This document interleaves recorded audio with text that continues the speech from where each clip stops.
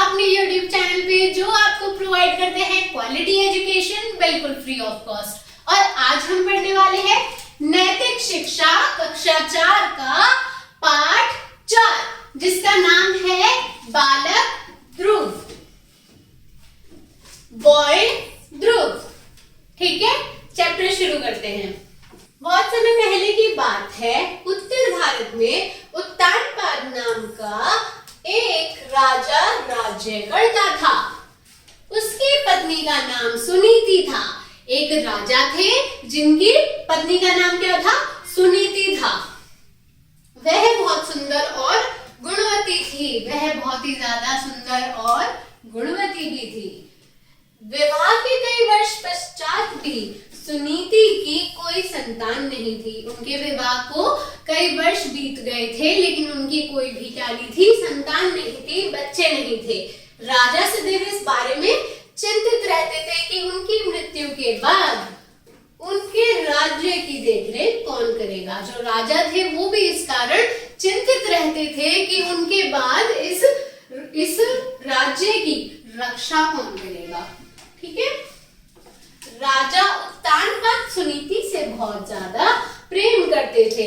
एक दिन सुनीति ने राजा उत्तानपाद से दूसरा विवाह करने के लिए कहा। अब जो राजा उत्तानपाद थे वो सुनीति अपनी यानी धर्म पत्नी से बहुत ज्यादा प्रेम करते थे, लेकिन किस कारण वो परेशान थे? क्योंकि उन दोनों की कोई संतान नहीं थी। तो सुनीति ने उन्हें एक सुझाव दिया कि आप दूसरा विवाह क्यों नहीं कर लेते।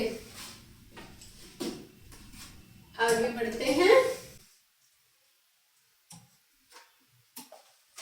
उत्तानपाद का दूसरा विवाह हो गया। उन्होंने रानी के कहने पे दूसरा विवाह भी कर लिया। उनकी दूसरी पत्नी का नाम सुरुचि था। क्या था उनकी दूसरी पत्नी का? सुरुचि नाम था। सुरुचि भी बहुत सुंदर थी और जो सुरुचि थी वो भी बहुत ज्यादा सुंदर थी।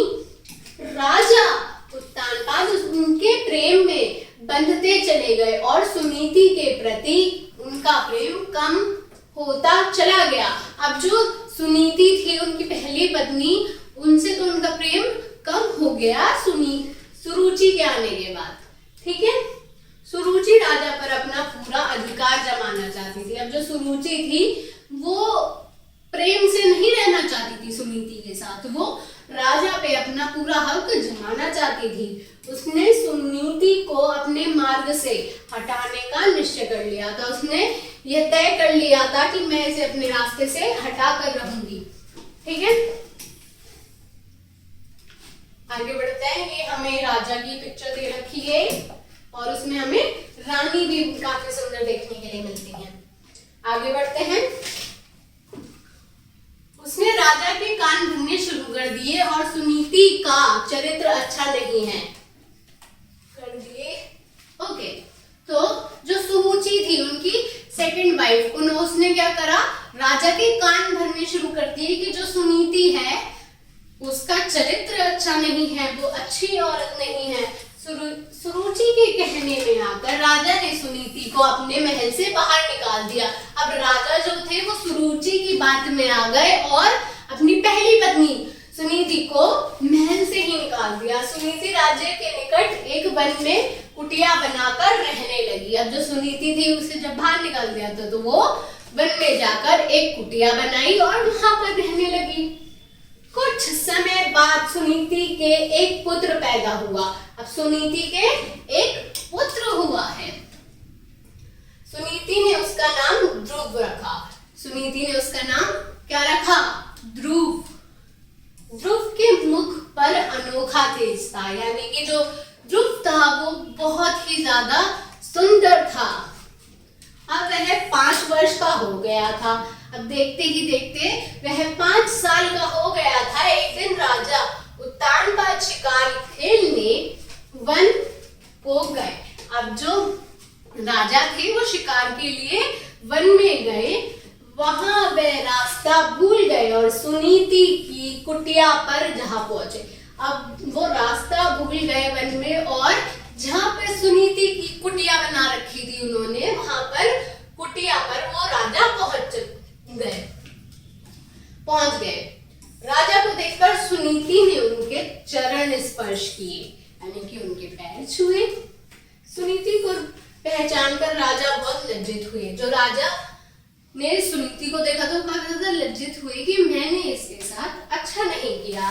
जब सुनीति ने उन्हें पुत्र ध्रुव के विषय में बताया तो वह बहुत प्रसन्न हुए, लेकिन जब उन्हें ध्रुव के बारे में पता चला तो वो काफी ज्यादा प्रसन्न हुए। उन्होंने सुनीति से राजमहल वापस लौटने के लिए कहा। उन्होंने सुनीति से बोला कि चलो तुम मेरे साथ राजमहल वापसी चलो। सुनीति ने स्वयं तो राजमहल वापस लौटने से मना कर दिया, लेकिन राजा उत्तानपाद के आग्रह पर उन्होंने ध्रुव को उनके साथ राजमहल भेज दिया। जो सुनीति थी उन्होंने तो जाने से मना कर दिया, लेकिन राजा ने उन्हें आदेश दिए थे, इसलिए उन्होंने ध्रुव को जाने दिया उनके साथ। उसके बाद राजा उत्तानपाद अपने पुत्र ध्रुव को राजमहल ले आए। अब राजा जो थे वो अपने पुत्र को अपने साथ महल में ले आए। जब सुरुचि को इस विषय में पता चला तो वह ईर्ष्या से जल उठी। जो सुरुचि थी उनकी सेकंड वाइफ, वो ध्रुव के बारे में जब उन्हें पता चला तो वो और ज्यादा जलने लगी, चिढ़ने लग गई और उससे नफरत करती थी बेसिकली। धीरे धीरे राजा उत्तानपाद बालक ध्रुव को बहुत प्यार करने लग गए। एक दिन राजा अपने राज दरबार में बैठे हुए थे। राजा भी धीरे धीरे अपने पुत्र से प्रेम करने लग गए काफी ज्यादा। एक दिन वो बैठे हुए थे राज दरबार में, वहां रानी सुरुचि भी थी। वहां पर रानी सुरुचि भी थी। उस समय बालक ध्रुव खेलता हुआ वहां आया और राजा की गोद में बैठ गया। जो बालक ध्रुव थे वो खेलते खेलते आए और राजा की गोदी में बैठ गए। सुरुचि ने ध्रुव को डांटते हुए राजा की गोद से नीचे उतार दिया। अब जो सुरुचि थी उसने ध्रुव को डांटा और नीचे उतार दिया अपने पिता की गोदी में से ही। ध्रुव पिता की गोद से नीचे उतरकर अपनी माँ के पास जा पहुंचा। अब जो ध्रुव था वो सीधा अपनी माँ के पास जा पहुंचा। भाई डांट सुन के बच्चा कहाँ जाएगा, अपनी माँ के पास जाएगा। उसने राज दरबार की घटना अपनी माँ को सुनाई। उसने राज दरबार में जो भी घटना हुई थी वो सारी उसने अपनी माता को बताई। यह सुनकर उसकी माँ सुनीति को बहुत दुख हुआ। बालक ध्रुव ने अपनी माँ से पूछा, माँ ऐसा कौन सा स्थान है, माँ ऐसा कौन सा स्थान है जो पिता की गोद और राज सिंहासन से भी ऊंचा है। सुनीति ने कहा, बेटा तू ईश्वर की आराधना कर, मैं तुझे पिता की गोद और राज सिंहासन से ऊंचा स्थान दे सकते हैं। अब जो उसने अपनी माता को बताई, वहां पे जाके जो घटना हुई थी, माता तो काफी ज्यादा दुखी हुई। उसके बाद ध्रुव भी काफी ज्यादा दुखी था। दुख में उसने अपनी माता से पूछा, माता मैं ऐसा क्या करूं जो पिता की गोद से भी ज्यादा बढ़कर हो और राज सिंहासन से भी ज्यादा ऊंचा हो। तो उसकी माता ने उन्हें उत्तर दिया कि तू ईश्वर की आराधना कर, तुझे वही वह स्थान दे सकते हैं। अपनी माँ की आज्ञा लेकर बालक ध्रुव ईश्वर की आराधना के लिए घने वन की ओर चल दिया। अपनी माता की आज्ञा ली और वन की ओर चल दिए। वन में एक वृक्ष के नीचे बैठकर उसने ताप करना आरंभ कर दिया।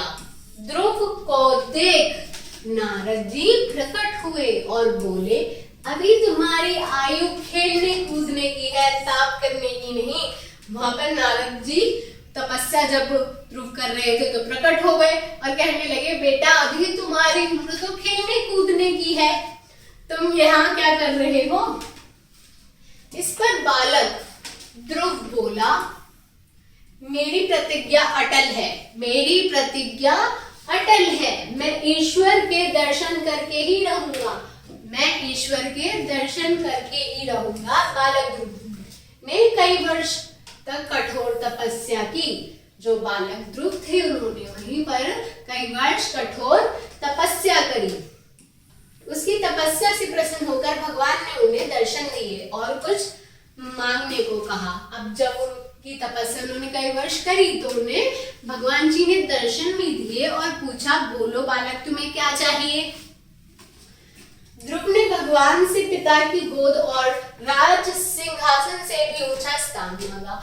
अब जो ध्रुव थे उन्होंने भगवान से क्या मांगा? पिता की गोद और राज सिंहासन से भी ऊंची चीज। भगवान ने कहा तथास्तु। भगवान जी ने उन्हें आशीर्वाद दे दिया। अब देखते हैं आगे क्या हुआ। अपने पिता उत्तानपाद की मृत्यु के बाद ध्रुव राजा बना। अब जो उनके पिता की डेथ हो गई उसके बाद, क्योंकि वो उनके बेटे थे ध्रुव, वो वहां के राजा बन गए। राजा बनने के बाद मृत्यु के बाद उसे स्वर्ग में सबसे ऊंचा स्थान मिला। ध्रुव को क्या मिला? स्वर्ग में सबसे ऊंचा स्थान मिला। आकाश में उत्तर दिशा में एक तारा टिमटिमाता हुआ दिखाई देना है, यही ध्रुव तारा है। अब आकाश में एक तारा, हमें अगर आपने कभी नोटिस किया हो, एक तारा होता है जो बहुत ज्यादा टिमटिमा रहा होता है, लेकिन वो इधर उधर कभी नहीं जाता, रोज वो एक ही जगह पे दिखाई देता है, उसे ही हम ध्रुव तारा कहते हैं। यह सुनीति का पुत्र ध्रुव है जो तारे के रूप में हमेशा चमकता है। यह सुनीति का पुत्र ध्रुव है जो तारे की तरह चमकता रहता है। यह तारा कभी भी अपना स्थान नहीं बदलता और सदा अटल रहता है, जैसे कि मैंने आपको बताया। चलिए देखते हैं हमें इस चैप्टर से क्या शिक्षा मिलती है। संसारिक वस्तुएं तो तुच्छ और नाशवर है, यानी कि जो संसारिक चीजें हैं वो एक दिन खत्म हो जाएंगी, टूट जाएंगी, हमसे छिन जाएंगी, लेकिन हमें ईश्वर की आराधना करनी चाहिए और लौकिक कार्य करने चाहिए, यानी कि हमें ईश्वर के प्रति कार्य करने चाहिए। जो ईश्वर ने हमें धर्म दिया वो काम करना चाहिए। ऐसा करने पर हमें सदा के लिए अमर हो जाएंगे। ऐसे कार्य करने से हम सदा के लिए क्या हो जाएंगे? अमर हो जाएंगे।